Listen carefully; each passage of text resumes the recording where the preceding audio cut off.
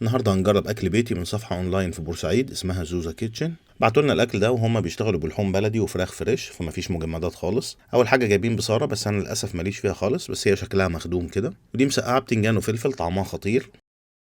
بعد كده في مكرونه بشاميل، وش اخد تحميره حلوه كده ومليانه لحمه، بس كان ملحها زياده شويه. لو الملح اتظبط هتبقى ممتازه عن كده. وده طبق محاشي مشكل، فلفل وبتنجان وكوسه. محشي شغال بيتي اللي بيحب الخضره الكتير شويه في الخلطه.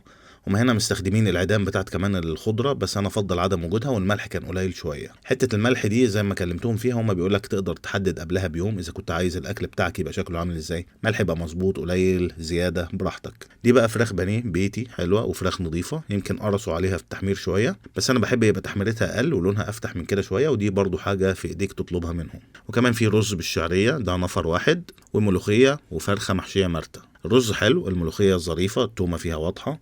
الفراخ حلوه جدا، مستويه كويس قوي وملحها مظبوط. دي شوربه الفراخ بتيجي مع الفرخه، حلوه ودسمه. انا بفضل يمكن الشوربه تبقى افتح شويه في اللون. واخر حاجه الجلاش باللحمه، ده كان عالمي، مورق ومقرمش، واللحمه المفرومه مظبوطه جدا، ده 10/10. طبعا تقييم الاكل ده بناء على ذوقي انا. بشكل عام الاكل بيتي ونضيف، بيعملوا اصناف اكتر من كده بكتير، يعني هتلاقي عندهم الاكل الخفيف والصحي زي شوربه الخضار والفراخ المسلوقه والحاجات دي. بتطلب الاكل قبلها بيوم، ودي صفحتهم وارقامهم لو عايزين تطلبوا منهم.